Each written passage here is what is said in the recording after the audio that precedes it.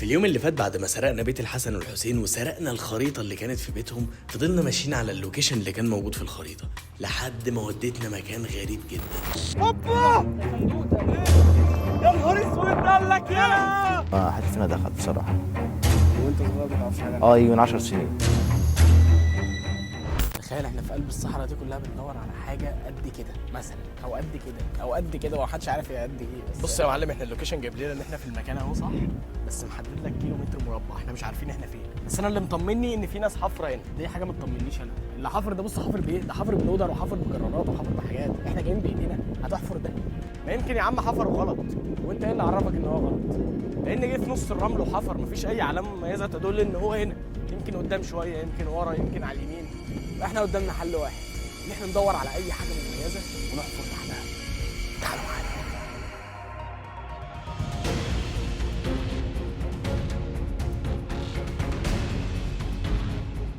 دورنا على الكنز في كل مكان، وفضلنا في محاولات كتير من اول ما الشمس طلعت لحد قبل الغروب بشويه،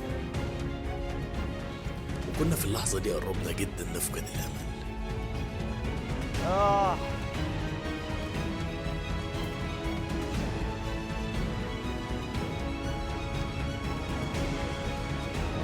انا عايز اقول كلمه واحده بس لحسن وحسين عادي، احنا لو ما لقيناش الكنز بتاعكم بعد كل اللي عملناه ده والصحراء والتراب واللي احنا بنعمله ده، انا هطير رقبتكم انتوا الاثنين، ومش انتوا الاثنين بس، انتوا الاثنين وشاور والقيصر ورامي الدين والسادس، اي حد مش عاجبنا على اليوتيوب هنطير رقبته. حسن ايه؟ بص بسرعه، في ايه؟ لقيت صندوق هنا. تعالوا بسرعه. لقيت ايه؟ صندوق. قال لك خد يلا. هوبا يا نهار اسود قال لك يا ايه هو ده يا عم هنا على الفدانه. خد يا باشا اقطع لك رقبتك. انزلوا احفروا معانا خلاص بقى. انا باخد الحاجات دي جاهزه يا جدعان، ما بحفرش. ايه ده؟ انت عارف ان انا عديت على المكان ده والله العظيم وانا ماشي، احنا عدينا عليه صح؟ والله العظيم عدينا عليه. كنت همشي انا ومودي اخويا جدا يا مودي، والله خليك الصندوق كله يا مودي. تعالى بص. في اللحظة دي وبعد ما لقينا الكنز لقينا جنبه حاجة غريبة جدا، خريطة تانية. والأغرب من كده إن حسين أول ما مسك الخريطة التانية دي حصل له مشكلة وما كانش فعلا قادر ياخد نفسه. ايه يا ابني؟ في ايه؟ ايه يا حسين؟ مش عارف. ايه ده؟ ايه يا ابني؟ ايه يا ابني انت كويس؟ هو في ايه يا ابني؟ انت كويس؟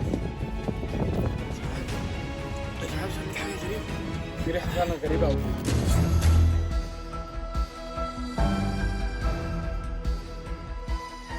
لازم نفتح الصندوق ده. اتس ماي تيرن. اوبا بلاش تفتحه. بلاش تفتحه.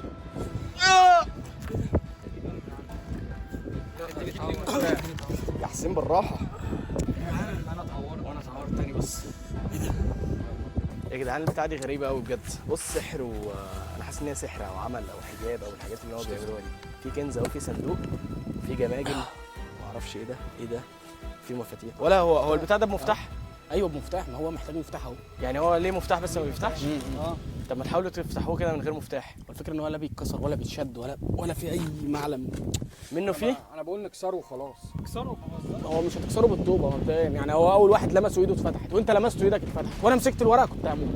انا شايف ان اسلم حل ان احنا نحطه مكانه هنا ونفك الشفره دي ونشوف مكان المفتاح ده، ولو ينفع نفتحه بالمفتاح اكيد مش هيحصل لنا اللي حصل ده.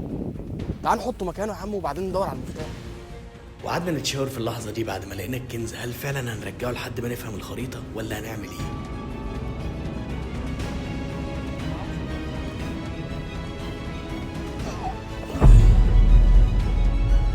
وفي النهاية قررنا ان احنا فعلا نرجعه مكانه ونقفل عليه ونردمه كويس جدا بحيث مفيش اي حد يعرف يوصل له، وهيفضل عينينا على المكان لحد ما نلاقي المفتاح بتاعه. وفي اللحظة اللي كنا بنردم فيها دي حصل حاجة غريبة جدا.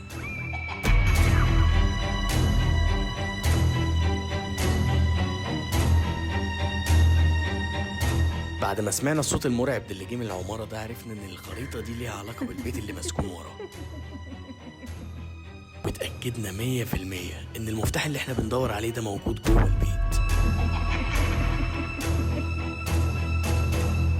احنا رايحين دلوقتي على عماره مبنيه في قلب الصحراء، لا حواليها اي حاجه ولا بني ادمين ولا اي حاجه، في منطقه مقطوعه زي ما انتم شايفين كده. ماشيين بقالنا ساعه في الصحراء وهي عماره مبنيه لوحدها. بيقول لك بقى ان اللي بيقرب من العماره دي بيسمع اصوات غريبه وبيخش فيها حاجات ما بتطلعش تاني. بصوا زي ما انتم شايفين احنا ماشيين في قلب الرمل. اوعى رمل يلا يا رجاله تاني. بسم الله. الموضوع صعب.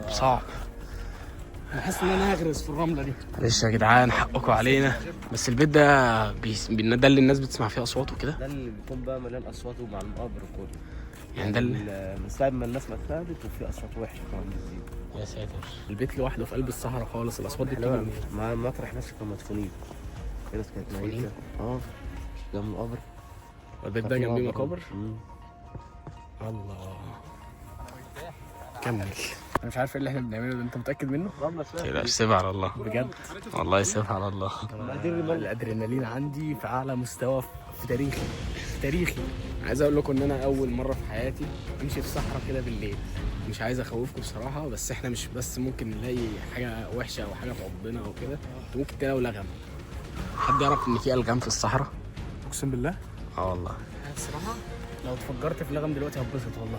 طب انا عاوز اقول لك حاجه بقى، انا تليفوني ما فيهوش شبكه. طب ما لازم يبقى في الشبكه، ده حاجه طبيعيه، دي اكتر حاجه لو حصل حاجه هنعمل ايه بقى؟ دي اكتر حاجه منطقيه. حاجه كمان مش عايزين نبقى اكتر من كده عشان مفيش حق، يعني احنا خسرنا حاجه ومفيش حد هيوصل لنا، خلي بالك. انت بتبشرنا؟ لا احنا جايبينك معانا للامان. انت مش لنا. جاي تاخد بالك مننا ولا جاي تقول لنا حاجه؟ عايزين نشرب اي حاجه مش هنعرف نوصل لحد. احنا واقفين مطرح مفيش شبكه نهائي اساسا. طب وبعدين؟ عايزين ممكن نرجع او نرتاح شويه ونشوف اي حد احنا بعد ما جينا كل ده تقول لنا نرجع؟ عندي فكره احلى. توكل على الله وسيبها على الله.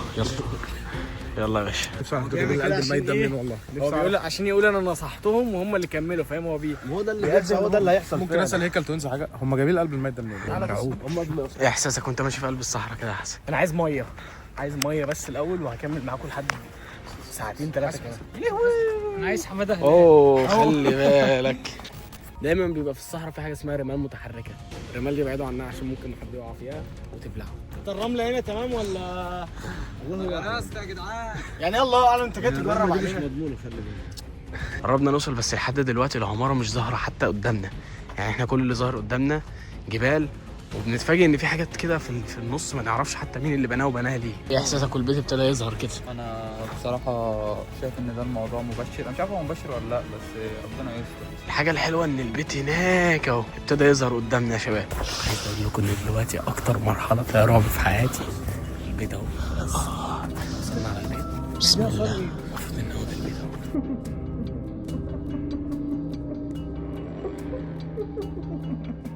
دلوقتي احنا هنتفق ان احنا قبل ما نخش العماره اللي انتوا شايفينها دي، لو اي حاجه حصلت طول ما احنا موجودين محدش فينا هيجيب ورا ولا هيمشي لحد ما ندخل العماره دي اوضه اوضه، نعرف الاصوات دي بتطلع منين، ولحد ما نكتشف كل حاجه موجوده فيها، سواء كانت سحر، اصوات، حيوانات ميته، اي حاجه موجوده جوه. احنا ليه بنعمل كده؟ لازم نعرف مصدر الصوت ده يا جدعان، ما هو الدنيا كلها مش هتتاذي هنا واحنا هنسيبها كده. ديل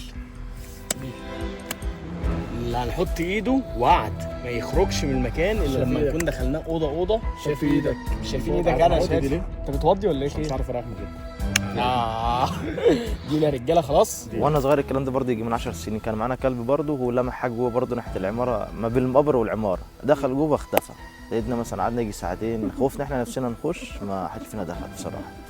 من وانت صغير ما تعرفش حاجه؟ يجي من 10 سنين، ومن ساعتها ما دخل ما حدش فينا طلع خالص. دي كانت أكتر لحظة رعب بالنسبة لنا. كلنا كنا واقفين قدام البيت وبنسأل نفسنا سؤال واحد بس: هل احنا فعلا هندخل المكان ده ولا لأ؟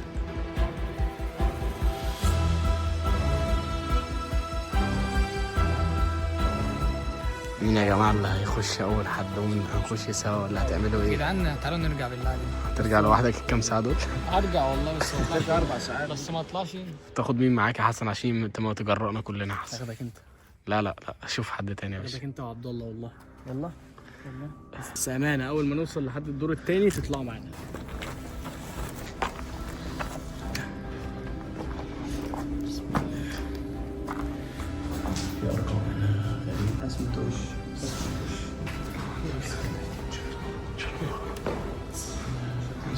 الله لا إله إلا هو الحي القيوم لا تأخذه سنة ولا نوم.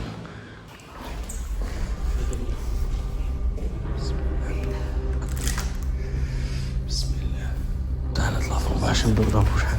بسم الله بسم الله بسم الله الرحمن الرحيم. في لبس هنا وفي حمام مش عارف بني آدم ده ولا كلب. الله لا إله إلا هو الحي القيوم لا تأخذه سنة ولا نوم. يا حسين